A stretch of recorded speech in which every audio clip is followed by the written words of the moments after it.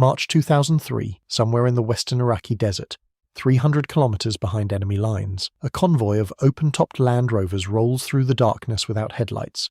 No doors, no roof, no armor plating of any kind. The windscreens have been folded flat. The men riding in them are fully exposed to the desert air, to the cold, and to anything that moves in the dark. On the rear ring mount of each vehicle sits a 50 caliber heavy machine gun capable of punching through light vehicles at 1800 meters. The commander's position carries a second machine gun on a front pintle. The roll cage above the crew is lower than standard, so the vehicles can fit inside a Chinook helicopter. Every inch of space is packed with fuel, ammunition, food, and water for a week behind enemy lines. It looked absurd. A stripped-down farm vehicle bristling with weapons. No armor, no protection. Open to the sky. Within 48 hours, the men riding in those Land Rovers would seize 2 major Iraqi air bases, destroy aircraft, cut supply routes, and vanish before a coherent response could be mounted. Within weeks, the same vehicles would be operating in Helmand Province, in the Green Zone, in the alleyways of Basra, and in the mountains of Afghanistan. They would fight in 2 wars across 2 countries simultaneously. Over a decade of combat, they would become the most recognizable image of the British soldier at war in the 21st century. Its designation was the Weapons Mount Installation Kit Land Rover, known to everyone who crewed one simply as the WMIK, and it was the last great expression of a fighting philosophy that the British Army had carried from the deserts of North Africa since 1942. To understand why the WMIK existed, you need to understand the problem British Special Forces had been solving since the Second World War. In 1941, a young officer named David Stirling convinced the British High Command to let him take small teams of men deep behind Axis lines in the Libyan desert and attack airfields at night. He mounted twin Vickers K machine guns to Willys jeeps, stripped everything unnecessary from the vehicles, and drove directly onto German and Italian airfields in the darkness. No armor, no cover, speed, surprise, and firepower. In 18 months, Stirling's men destroyed over 400 enemy aircraft on the ground. More than any Air Force operation of the campaign, the lesson was clear. The British Army absorbed it completely. For 80 years, through Oman, the Falklands, the Gulf, Bosnia, and Sierra Leone, every generation of British Special Forces operated from open, fast, heavily armed vehicles, not because armour was unavailable, because speed was a better form of protection than steel plate. An unarmoured vehicle can choose when to fight, it can outrun contact, it can traverse ground that destroys heavier machines, it disappears when the battle is over. By the 1990s, the SAS operated heavily modified Defender 110 desert patrol vehicles. Ricardo Engineering, which had bought the company that built the original Special Forces conversion kits, developed a critical innovation. Instead of building bespoke Special Forces vehicles, they created a modular weapons kit that could bolt onto any standard military Land Rover and be removed when the mission was over. 1 vehicle, 2 configurations, fire support platform or utility truck, depending entirely on what you bolted onto it. The British Army accepted delivery of the first WMIK vehicles in 1998. The base vehicle was the Land Rover Wolf, officially the truck utility medium-high specification, built on the Defender 110 chassis with a heavy-duty Salisbury axle and a reinforced frame. The engine was a 2.5-litre 300 TDI turbodiesel, producing 111 brake horsepower. The gearbox was an R380 5-speed manual, with a 2-speed transfer case and a lockable centre differential. The Army chose the 300 TDI engine deliberately over the newer TD5. The 300 TDI used fully mechanical fuel injection, no electronics, no computer systems that could fail under combat conditions or be knocked out by electromagnetic pulse. It was simpler, more reliable, and more repairable in the field. The WMIK conversion stripped the vehicle to its fighting essentials. Doors removed, roof removed, windscreen folded flat. A roll cage, deliberately lowered to fit inside a Chinook, replaced the standard bodywork. Into the rear cargo area, Ricardo's engineers fabricated a ring mount integrated into the cage structure. The gunner stood in a well behind the cab, rotating through a full 360 degrees of fire. The front commander's position received a pintle mount for a second weapon. The system could accept a 50 caliber L111A1 heavy machine gun, a 7.62mm general-purpose machine gun in single or twin configuration, a 40mm grenade machine gun firing 360 rounds per minute, or a Malayan anti-tank guided missile. On standard road surfaces, the vehicle could reach 90 miles per hour. Its range exceeded 500 kilometers, and it fit inside a Chinook. No armoured fighting vehicle of the era could claim all 3 of those capabilities simultaneously. The 3-man crew consisted of a driver, a vehicle commander on the front pintle, and a rear gunner on the ring mount.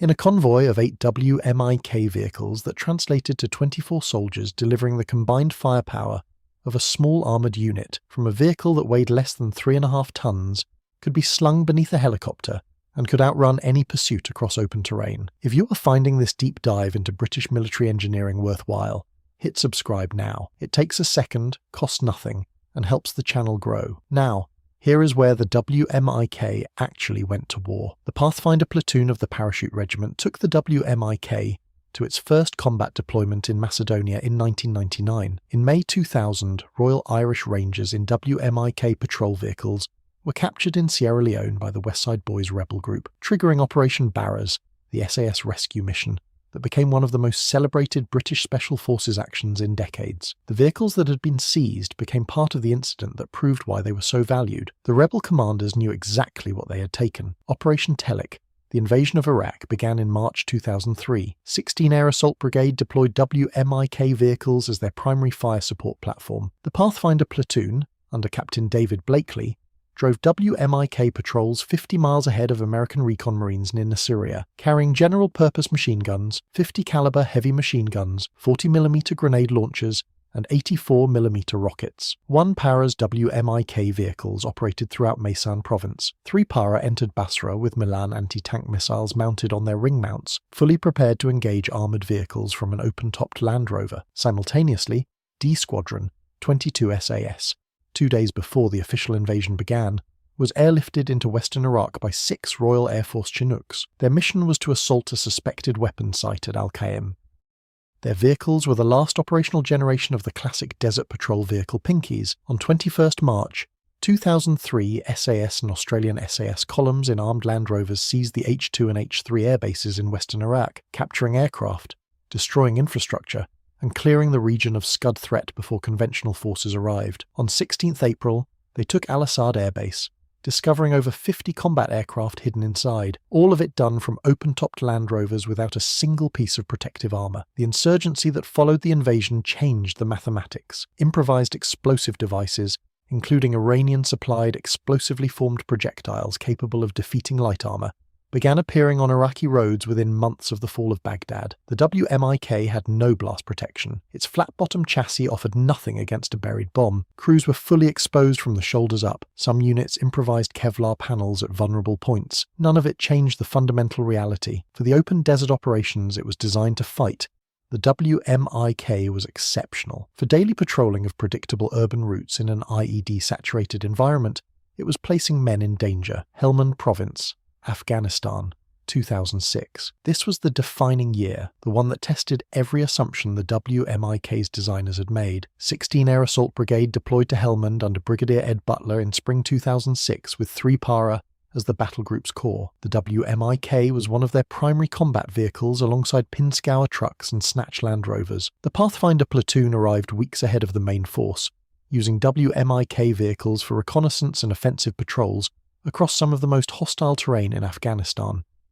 Operation Mutai on 4th June 2006 saw a Gurkha WMIK convoy and 3 Para's patrols company simultaneously in heavy contact near Nowzad, requiring Apache gunship and a 10 Warthog air support to break the engagement. On 27th June, C Company 3 Para and Royal Irish Rangers in WMIK vehicles were ambushed near Zumbale east of Gereshk in a sustained firefight that lasted hours. Sunday Times journalist Christina Lamb was embedded with the convoy and documented what she called the most intense combat she had witnessed in 20 years of covering wars. The siege of Musa Qala defined the WMIK in Afghanistan more completely than any other engagement. From mid-June through August 2006, the Pathfinder Platoon under Major Nick White Boycott held the district centre with 25 men against sustained Taliban assault. The WMIK vehicles were used to cordon helicopter landing zones, escort Afghan National Police through the Green Zone, and conduct counter-fire raids against Taliban mortar positions. On 6th August, following Operation Snakebite, involving 500 coalition troops in the largest Helmand operation to that point, the Pathfinders drove their WMIK vehicles out of Musa Qala after 8 weeks of continuous combat. The cost was rising. On 12th September 2006, Lance Bombardier Ben Parkinson of 7 Para Royal Horse Artillery was manning the ring mount of a WMIK when it detonated an anti-tank mine in a wadi near Musa Qala. The vehicle flipped. Parkinson was thrown approximately 15 metres. He lost both legs. He broke his back and pelvis. He sustained over 40 separate injuries, including brain damage. He became the most severely wounded British soldier to survive the Afghanistan War. His case forced the Ministry of Defence to increase compensation payments. On 4th December 2007, Trooper Jack Sadler, a 21-year-old reservist with the Honourable Artillery Company, serving with the Brigade Reconnaissance Force, was killed north of Sangin when his WMIK struck an improvised explosive device. He had been on his first operational deployment. His father, Ian Sadler, wrote Soldier Sacrifice documenting the failure that killed his son. The vehicle had offered no protection whatsoever. By mid-tour of the 2006 deployment, the loss rate had reached 1 WMIK, destroyed or damaged per week. At one point, a fifth of the entire fleet had been destroyed. An internal Ministry of Defence assessment concluded that the WMIK would be, in its exact words, massively overmatched against close-quarter improvised threats. The vehicle that had been designed for deep desert raiding was being sent on daily patrols along routes the Taliban could predict and mine in advance. The philosophy that had worked brilliantly in open terrain was failing in the irrigated farmland and narrow tracts of Helmand Province. The political firestorm was inevitable. In Parliament, families demanded answers. In the House of Lords debate of 16 December 2008, ministers defended continued use of light patrol vehicles by arguing that heavier armoured vehicles were, in their words, viewed by the local population as aggressive and intimidating, and that their size and weight caused serious damage to roads, irrigation channels and drainage systems. Military commanders endorsed the logic. The 16-ton Mastiff armoured patrol vehicle was too large for many Afghan village tracks, but the counter-argument was unanswerable. Soldiers were dying in vehicles that could not protect them. The Chilcot Report, published July 2016, delivered its verdict without ambiguity. The Ministry of Defence had been slow in responding to the IED threat. Delays in providing adequate vehicles should not have been tolerated. The IED threat had been visible barely 1 month after the 2003 invasion. Work on replacement vehicles began before 2002, but orders were not placed until 2006, and only after ministerial intervention. Defence Secretary Sir Michael Fallon ultimately wrote to the bereaved families he wished to apologise for the delay in bringing into service alternative protected vehicles that could have saved lives. The replacement that arrived was the Supercat Jackal, formerly the Mobility Weapons Mount Installation Kit, developed by Supercat Limited of Honiton, Devon, following an urgent operational requirement raised in June 2006. The Jackal was purpose-built for everything the WMIK could not do. A Cummins 5.9-litre diesel produced 185 horsepower. An Allison 5-speed automatic gearbox replaced the WMIK's manual transmission. Fox Racing Shock's air-adjustable suspension provided up to 380mm of ground clearance, allowing the vehicle to absorb mine blasts rather than transmit them directly to the crew. Purpose-designed blast-attenuating seats, built by Jackal Armouring, separated the crew from the chassis in the event of an explosion. The vehicle still carried the same 50 caliber and grenade machine gun armament as the WMIK, still fit inside a Chinook, and now weighed 6.5 tons, nearly double its predecessor. Royal Marines Brigadier Buster Howes described the Jackal as a complete revelation. The first 130 vehicles were ordered in September 2007 for £30 million and deployed to Helmand in April 2008. By 2010, the fleet had grown to approximately 500 vehicles. Against its rivals, the WMIK occupied a precise and narrow position.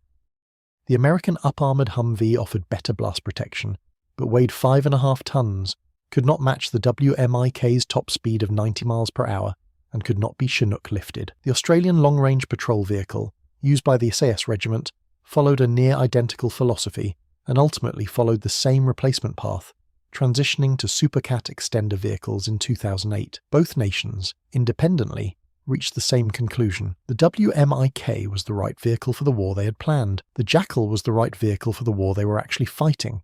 Back to Helmand, back to the open vehicle, the folded windscreen, the 50 caliber on the ring mount. The WMIK was underpowered for the weight of equipment modern patrols required. Its flat bottom offered nothing against a buried device. Its narrow tyres struggled in soft desert and mud. Its 3-man crew was 1 man short for sustained patrols. It had no blast seats, no armoured doors, no protection from mortar fragments for a gunner standing exposed in the ring mount, and yet it served for over 2 decades of continuous combat operations in the western Iraqi desert, where it outran everything the enemy could put in its path, in the Sierra Leone jungle, where its firepower was decisive in seconds, at Musa Qala, where 25 Pathfinders in WMIK vehicles held a district centre for 8 weeks against continuous assault, in Helmand's Green Zone, where the terrain that would have stopped heavier vehicles meant nothing to a 3.5-ton Land Rover. In March 2025, the Ministry of Defence formally announced the retirement of the entire British Army Land Rover fleet at a ceremony at the Tank Museum, Bovington. Defence Minister Luke Pollard stated that the Land Rover and the British Army shared an incredible history. The first replacement light mobility vehicles are expected by 2030. WMIK vehicles have returned to service with the Parachute Regiment for rapid intervention roles, where their weight advantage and Chinook compatibility still matter. Their out-of-service date is projected for 2030. Donated examples serve with the Lebanese army. Scale models of the WMIK with Milan anti-tank guided missiles are sold at the Tank Museum shop. The vehicle appeared in every major British combat documentary of its era, most prominently in the BAFTA winning Ross Kemp in Afghanistan. It fills the memoirs that defined the British experience of both wars: Patrick Bishop's 3-Para, Stuart Tootle's Danger Close, David Blakely's Pathfinder, Mick Flynn's Trigger Time. The WMIK was not protected. It was not invulnerable. It could not survive an IED. It was never supposed to find one. It was fast. It was lethal. And in the terrain for which it was designed, it was nearly impossible to stop. That is not a contradiction. That is the British approach to war, inherited from David Stirling's Jeeps in the Sahara, carried forward through 80 years of Special Forces doctrine, and expressed one final time by an open-topped Land Rover on a moonlit track in western Iraq. Speed was the armour, firepower was the shield, and it worked exactly as designed, right up until the war changed.